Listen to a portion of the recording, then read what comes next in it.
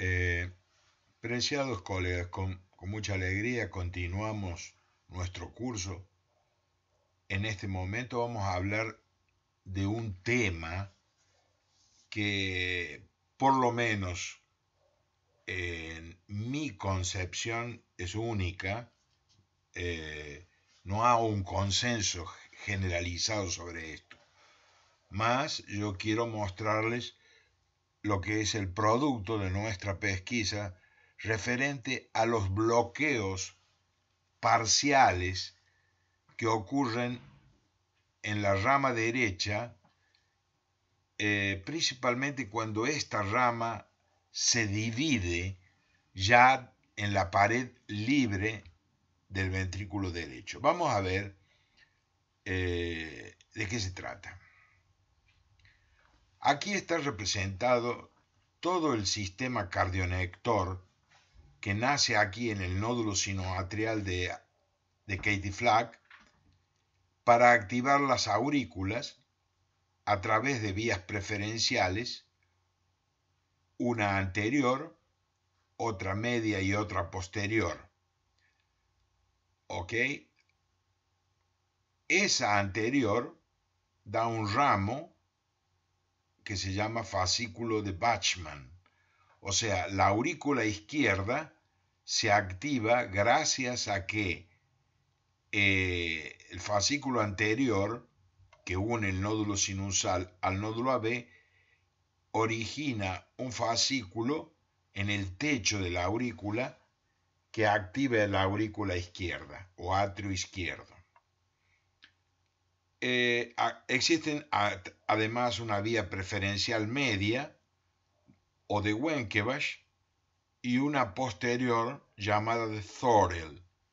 Esa posterior tiene la característica de que en algunos casos da un ramo que shuntea o bypassea el nódulo AB, de manera que no pasa por el nódulo AB, que es una estructura, esta estructura produce enlentecimiento de la conducción. Por lo tanto, si no tenemos un haz que salva este nódulo AB, lógicamente el intervalo PR después de la P será muy corto y entrar directamente en el haz de His sin pasar por el nódulo AB. Luego viene el haz de His, que se divide en dos ramos. La rama derecha, que será objeto de nuestro estudio, y la rama izquierda.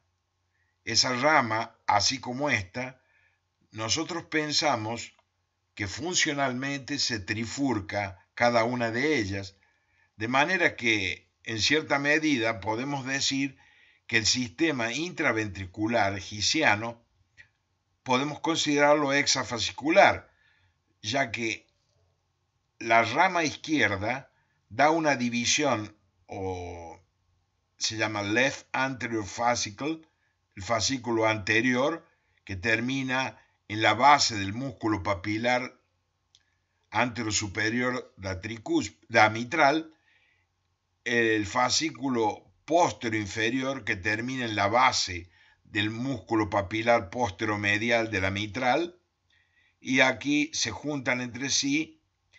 Esto Rosenbaum le llamó zona de pasaje. Y la rama media, de una variada morfología, que puede ser de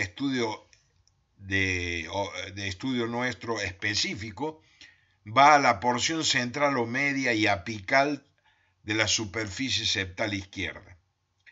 Ahora, la que vamos a estudiar ahora es la rama derecha.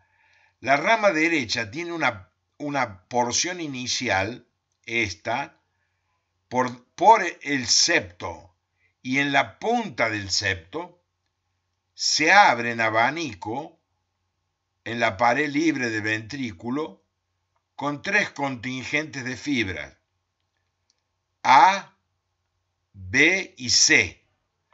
El contingente A se dirige a la región superior o subpulmonar, o sea, a la vía de salida del ventrículo derecho. la B, es inferior o posterior inferior y va a la vía de entrada del ventrículo derecho. Y un ramo intermediario o medio entre ambos, la verdad no hay un concepto de que existan verdaderos fascículos, mas por lo menos existen unas vías preferenciales divididas en tres. ¿Ok?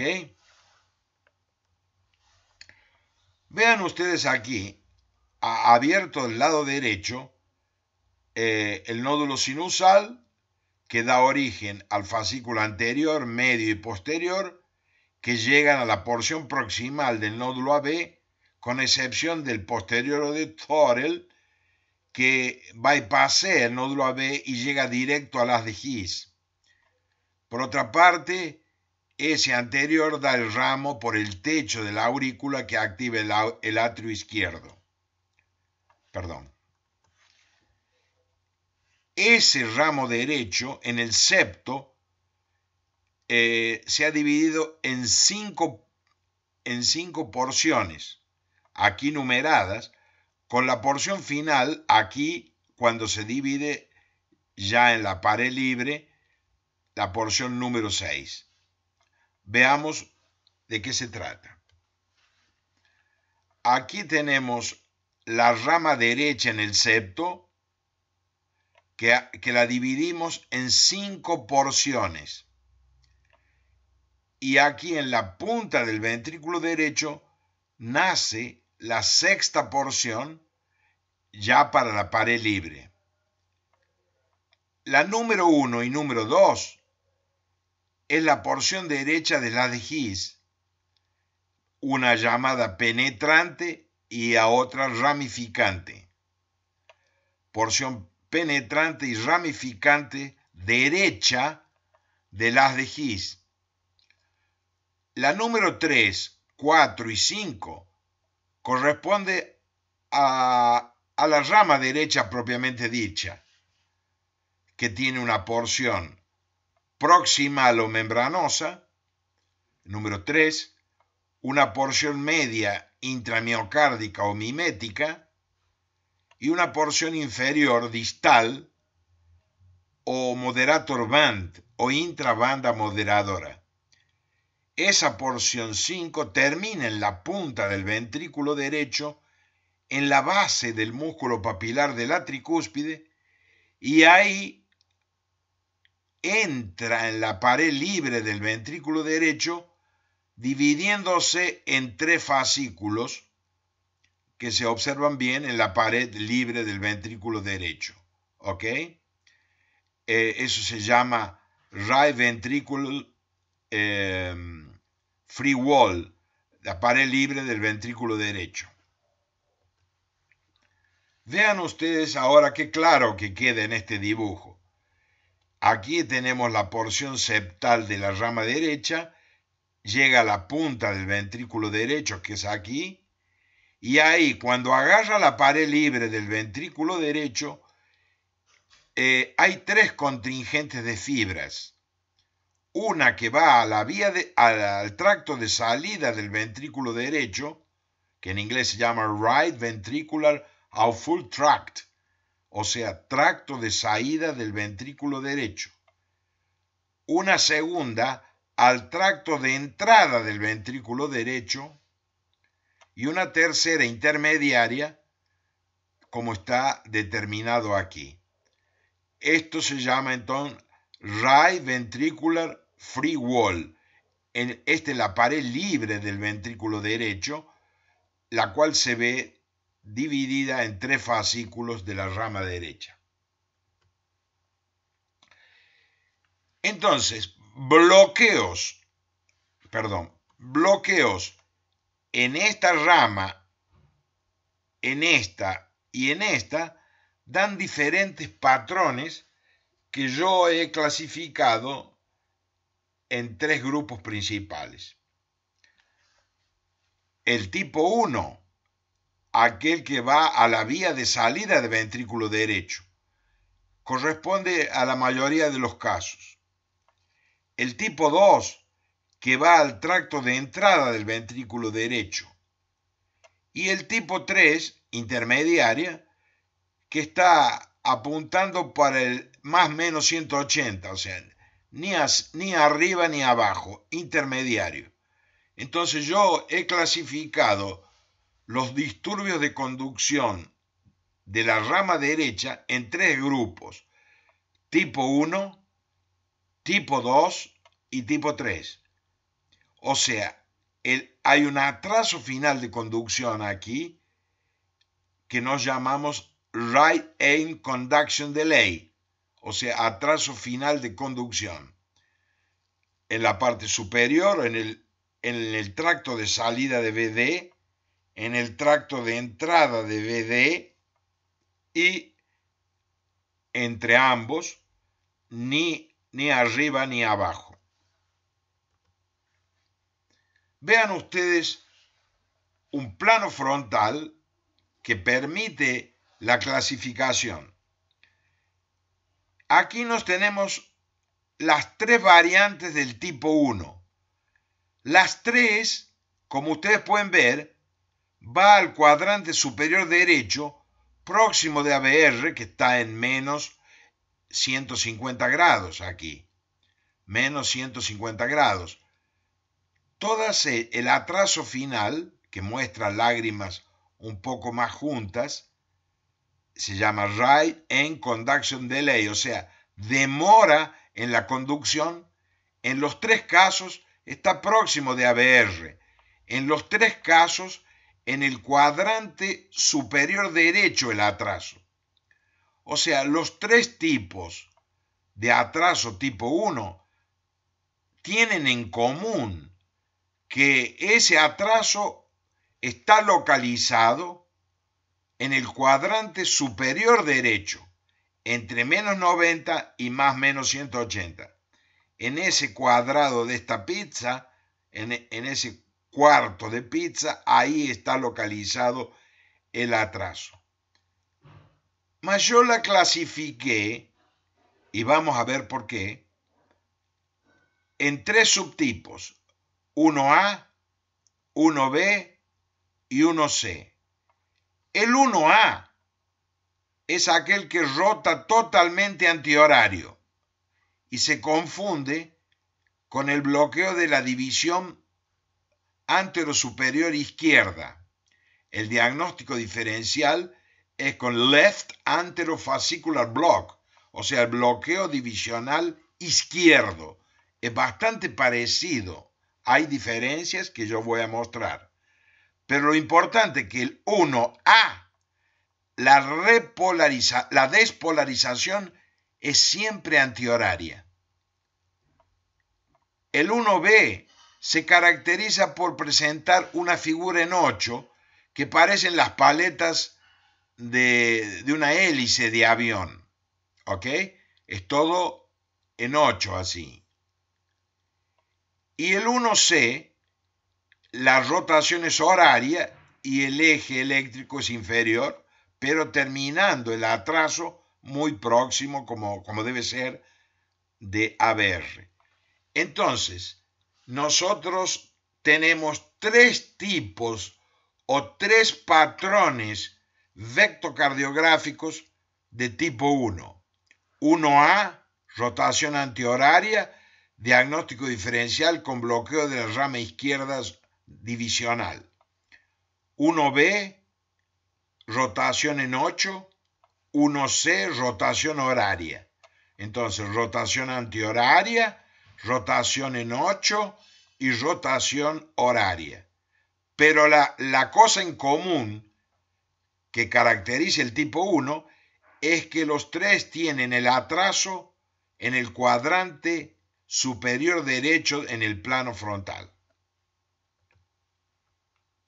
Entonces aquí está explicado el tipo 1, ya lo sabemos. Después tiene el tipo 2, cuando el atraso está en el cuadrante inferior derecho, y el tipo 3 cuando está localizado en 0,180. Y existiría un tipo 4 en la menos 90 que no sabemos si existe. Vean ustedes aquí un tipo típico 1A. Reparen aquí, el eje desviado para arriba con el atraso final de conducción próximo de ABR, o sea, en el cuadrante superior derecho. Eso hace que las gotas más, las lágrimas estén más juntas. Hay un atraso final de conducción que me muestra una onda R final de ABR más ancha. Y la pared inferior es negativa porque todo va para arriba. O sea, D2, D3 y ABF tienen R pequeña s de patrón, con la S2 mayor que S3. Y la rotación es antihoraria. ¿Okay? La característica del tipo 1A, que es el más importante de todos. Y aquí un ejemplo de un tipo 1A clásico en el plano, es el mismo caso. Vean ustedes, inferior negativa, el eje desviado para arriba, positiva de 1 y ABL, aquí hay un efecto digitálico, y aquí la R final prominente y un poco ensanchada. La ABF negativa como D3 y D2, y toda para atrás con S profundas en las anteriores. ¿Ok? Aquí otro tipo 1A, vean qué característica. Este caso es interesante porque tiene el atraso, el rota antihorario, el atraso está cerca de ABR en el cuadrante superior, pero la parte inicial está un poco arriba y simula un infarto diafragmático. Parece una QS, pero la verdad hay una R minúscula inicial. Entonces, esta es otra característica de los atrasos final de conducción de la rama derecha. Pueden simular infartos, como en este caso de la pared inferior o hasta de la pared anterior. Vean ustedes aquí en el plano horizontal, claro atraso final, ok, ese es el atraso final, las gotas o lágrimas más juntas que aquí, que están más separadas. Eso indica menor velocidad de conducción. Eso hace con que la R sea amplia aquí y hay una S final ancha por el atraso final. Entonces, lo más importante de este tipo de atraso final de conducción, que yo clasifico como tipo 1A, es que se confunde con el bloqueo divisional anterosuperior izquierdo o left anterior fascicular block. Vamos a ver en la práctica y después vemos esta teoría en el próximo slide. Vean ustedes qué parecidas son. Ambos rotan antihorario. ¿Mas cuál es la diferencia entre el bloqueo izquierdo de la rama izquierda anterosuperior y el bloqueo fascicular superior derecho? Los vectores iniciales se dirigen a 120 grados, a D3, o sea, abajo y a derecha en el bloqueo izquierdo. Contrariamente, los vectores iniciales se dirigen a la izquierda, en este caso. Y aquí S2 mayor que S3 y aquí S3 mayor que S2. Y el atraso final de conducción siempre se localiza en el cuadrante superior derecho, dando una R final prominente. Contrariamente, aquí no va para la derecha, está en el cuadrante superior izquierdo, en el bloqueo divisional anterosuperior izquierdo, o left anterior fascicular block. Y D1 y ABL tienen una Q pequeña, R grande. O sea, vean qué parecidos son, y mucha gente que no tiene conocimiento profundo de electro y vectocardiografía, a millones de veces le da el diagnóstico de bloqueo divisional anterosuperior izquierdo, cuando la verdad es un bloqueo divisional de la rama derecha que va al tracto de salida del ventrículo derecho. Aquí es el 1B, exactamente igual, la única cosa que en vez de rotar antihorario parece la paleta de una hélice de avión en 8, pero el atraso final localizado igual. Eso da una R final ancha. El resto es igual. Lo único que lo diferencia es esta rotación diferente en 8. El tipo 1C también tiene el atraso en el cuadrante superior derecho, pero la rotación del bucle es horaria y no antihoraria como el 1A o en paleta como el otro. Entonces la peculiaridad es el atraso final correcto en el cuadrante superior, pero rota horario. Eso hace que el eje se mantenga normal, no se desvíe para arriba. Y el atraso final localizado en el cuadrante posterior derecho. Eso lo vemos mucho en el síndrome de Brugada, que yo fui el primero en descubrir esto y publicarlo hace 10 años. Ahora el tipo 2. El tipo 2, entonces ya hemos visto todos los tipos 1. El tipo 2 se confunde con el bloqueo de la división póstero-inferior de la rama izquierda. Veamos por qué. Voy a mostrar porque ahí es mucho más fácil. Aquí tenemos un bloqueo de la división póstero-inferior de la rama izquierda. La parte inicial se dirige para arriba, un poquito para arriba de la izquierda, dando una R inicial en D1 y ABL y una Q en D3 principalmente. Luego rota horario, un bucle ancho característico, se llama bucle gordo del left posterior fascicular block.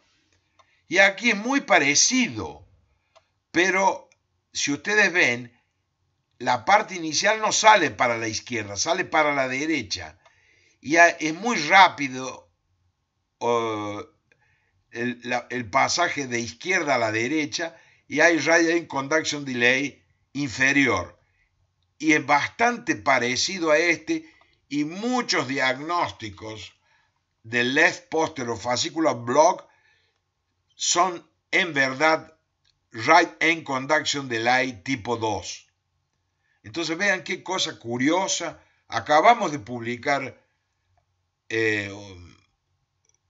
un artículo sobre el left posterior fascicular block o bloqueo divisional posterior inferior izquierdo y mostramos por la primera vez en la literatura esa diferencia. Aquí el tipo 2 clásico, vean ustedes, como habíamos visto, una pasaje rápida, inferior positiva, y aquí R pequeña S grande, igual que un left posterior fascicular block. Una persona menos avisada puede pensar que esto es un left posterior fascicular block. La verdad es un right posterior fascicular block. Y el atraso final de conducción también atrás y muy atrás y a la derecha, igual que un left posterior fascicular block que da una S muy, muy profunda en B2 y B3. Vean qué pequeño detalle, el vector nos ayuda al diagnóstico. Y finalmente el tipo 3, y acabó la historia, el atraso final está localizado muy próximo de más o menos 180, o sea, ni para arriba ni para abajo en 10 grados. O sea, en este lado lo opuesto de D1. Ahí está el atraso. Vean ustedes aquí el atraso más o menos 180 y en este caso rota horario. Puede no hacerlo. Aquí el atraso a derecha. Pero vean la importancia. El atraso está muy próximo de más o menos 180. Por lo tanto, no es superior ni es inferior. Es intermediario. por lo tanto se llama tipo 3. ¿Y cuál es la importancia clínica? Y aquí es lo que vale de estos bloqueos divisionales de derecho. Primero, la primera cosa importante, que se confunden con los bloqueos divisionales de derechos, o left anterior fascicular block y el left posterior fascicular block, como ya mostré. Pueden confundirse con infartos inferior y anterior, como ya mostramos en un momento, y pueden formar parte del patrón del síndrome de Brugada y una subpopulación de una cardiomiopatía llamada arrhythmogenic right ventricular cardiomyopathy. Vean en este caso un paciente Brugada, B1 y B2, mostrando el clásico patrón Brugada tipo 1, supradesnivel del segmento ST, más de 2 milímetros y con T negativa en right precordial leads, y aquí el atraso final de conducción mostrando una forma de un C de right end conduction delay. O sea, esto indica de que está en el tracto de salida del ventrículo derecho el atraso final de conducción. Eso es una cosa que nosotros publicamos por la primera vez y nos deja muy orgullosos, mostrando que el Brugada, diferentemente de lo que decía Brugada cuando lo describió, no es un bloqueo del ramo derecho. En la gran mayoría de los casos es un bloqueo en la división superior de la rama derecha. Muchísimas gracias.